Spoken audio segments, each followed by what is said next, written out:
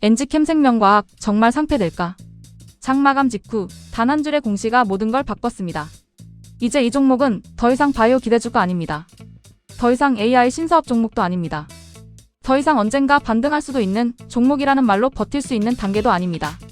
감사의견 거절, 거래 정지, 관리 종목 지정, 투자주의 환기 종목 지정. 주식시장에서 가장 무거운 단어들이 한날 한시에 한 회사 위로 떨어졌습니다. 그리고 지금 주주들이 묻는 질문은 딱 하나입니다. NG캠생명과학 정말 상폐되는 것인가? 자, 구독과 좋아요 누르고 바로 시작합니다. 상폐 위기는 왜 터졌나? 이번 사태의 출발점은 단순 적자가 아닙니다. 핵심은 외부 감사인이 2025 사업연도 재무제표에 대해 감사범위 제한에 따른 의견 거절을 냈다는 점입니다. 한국거래소는 이를 코스닥 상장 규정상 상장 폐지 사유로 보고 3월 23일 오후 4시 7분부터 거래 정지 기간을 이의신청 기간 만료일 또는 상장 폐지 여부 결정일까지로 바꿨습니다. 여기서 무서운 건 주가 하락이 아니라 회사 재무와 거래의 신뢰성이 정면으로 의심받기 시작했다는 사실입니다. 많은 사람들은 아직도 실적이 나빠서 잠깐 흔들린 것 아니냐고 생각합니다. 그런데 감사의견 거절은 그런 문제가 아닙니다. 금융위원회 설명대로 비적정 감사의견 기업은 매매 거래가 정지되고 코스닥 기업은 나중에 감사의견이 적정으로 바뀌더라도 상장 적격성 실질심사를 거쳐 상장 유지 여부를 다시 판단받는 구조입니다. 즉, 한번 들어오면 쉽게 빠져나오기 어려운 코스에 들어왔다는 뜻입니다. 도대체 뭐가 문제였나? 최근 보도에 따르면 직접적인 뇌관은 쿠카이브와의 작은 거래였습니다. NG캠생명과학은 지난해 12월과 올해 1월에 걸쳐 총 78억 원을 대여했고 회사는 메디컬 뷰티와 MSO 사업 확대 협력을 위한 거래였다고 설명했습니다. 하지만 이후 자금의 목적 외 사용 사실을 확인했고 2월과 3월에 걸쳐 전액 상환을 받았다고 밝혔습니다. 회사는 자금은 회수됐고 내부 통제를 강화하겠다는 입장이지만 시장이 진짜 무섭게 보는 지점은 돈을 돌려받았느냐가 아니라 애초에 왜 그런 거래가 가능했느냐입니다.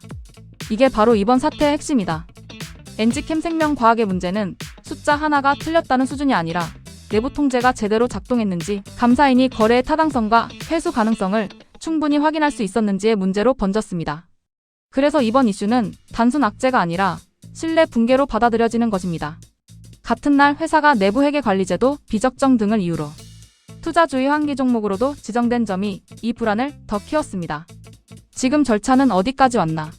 현재 NG캠생명과학은 상장 폐지 사유가 발생한 상태이고 4월 13일까지 이의신청이 가능합니다. 한국거래소 안내와 보도에 따르면 이의신청이 없으면 상장 폐지 절차가 진행됩니다. 즉, 지금은 위기설이 아니라 이미 공식 상장 폐지 절차 입구에 들어와 있는 상태입니다. 여기서부터는 주가가 아니라 서류와 소명이 싸우는 시간입니다. 그렇다면 여기서 가장 중요한 질문이 나옵니다. 이 회사는 지금 당장 상폐가 확정된 것인가? 그건 아닙니다. 하지만 반대로 별일 아닐 수도 있다도 아닙니다. 지금 단계는 판결 전 대기실이 아니라 이미 기소가 끝나고 변론을 준비하는 단계에 더 가깝습니다. 한마디로 말해 살아날 문은 아직 열려 있지만 그 문이 결코 넓지 않습니다. 회사 해명은 믿어도 될까? 회사 쪽 논리는 비교적 분명합니다. 문제가 된 대여금은 전액 회수했고 담보와 보증도 있었으며 앞으로 내부 통제를 강화하겠다는 것입니다. 이 해명은 분명 의미가 있습니다. 왜냐하면 거래소와 시장이 가장 먼저 보는 것도 손실이 현실화됐는가와 재발 방지 장치가 있는가이기 때문입니다. 하지만 냉정하게 말하면 이 해명만으로 충분하다고 보긴 어렵습니다. 이미 감사인이 의견 거절을 냈다는 것은 단순 해명보다 더 높은 수준의 객관적 증빙과 통제 복구가 필요하다는 뜻이기 때문입니다. 여기서 주주들이 착각하면 안 되는 부분이 있습니다. 자금을 회수했다는 사실은 분명 긍정적입니다. 하지만 그것이 곧바로 상장 유지로 연결되지는 않습니다. 코스닥은 비적정 감사의견 이후에도 실질심사를 통해 계속기업으로서의 신뢰와 통제 가능성을 다시 봅니다. 즉, 돈은 돌아왔다는 말은 출발점일 뿐이고 그래서 이제 회사를 믿어도 되는가를 입증하는 건 완전히 다른 과제입니다. 그래서 정말 상폐될까? 이제 내 판단을 분명히 말해보겠습니다. 지금 NG캠생명과학은 즉시 생존 확정보다는 장기 거래 정지와 심사 지속 시나리오가 가장 현실적이고 그 다음이 최종 상장 폐지, 마지막이 빠른 정상화 순서라고 봅니다.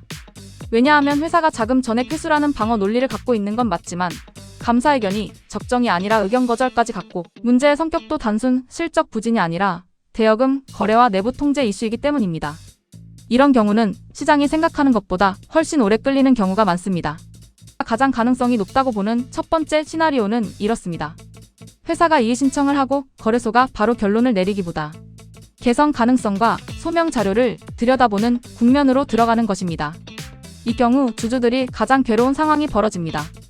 상패도 아니고 생존도 아니고 거래 정지만 길어지는 상태입니다.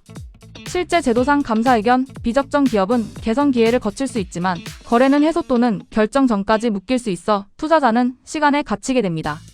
두 번째 시나리오는 더 어둡습니다. 회사가 이의 신청을 하더라도 거래소가 이건 일회성 실수가 아니라 통제 실패가 본질이라고 판단하면 상장 폐지 쪽으로 갈 수 있습니다.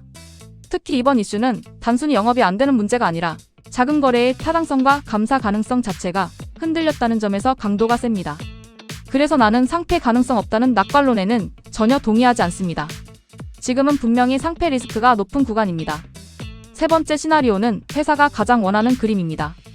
전액 회수, 추가 소명, 내부 통제 보완, 향후 감사, 신뢰 회복을 입증해 상장 유지 쪽으로 방향을 돌리는 것입니다. 하지만 이 경우에도 주주들이 기대하는 시계 빠른 거래 재개가 바로 나오기는 쉽지 않습니다. 금융위 설명대로 코스닥은 비적정 감사 의견 문제를 넘기더라도 실질 심사를 거쳐야 하기 때문입니다. 살아남더라도 바로 정상화가 아니라 아주 힘겹게 연명에 가까운 그림일 가능성이 더 큽니다. 주주들이 지금 진짜 봐야 할 것. 주주들이 지금 봐야 하는 건 희망회로가 아닙니다. 첫째, 회사가 4월 13일 전까지 실제로 어떤 형식으로 이의 신청을 내는지입니다. 둘째, 자금 회수 증빙과 내부 통제 개선 방안을 얼마나 구체적으로 제시하는지입니다. 셋째, 이번 문제가 일회성 거래 사고인지 아니면 회사 운영 전반의 통제 부실로 번질 소지가 있는지입니다. 이 세 가지에서 설득력이 약하면 이번 위기는 단순한 거래 정지 뉴스로 끝나지 않을 가능성이 큽니다. 결론은 이렇게 정리할 수 있습니다. 엔지캠 생명과학은 아직 상패가 확정된 종목은 아닙니다.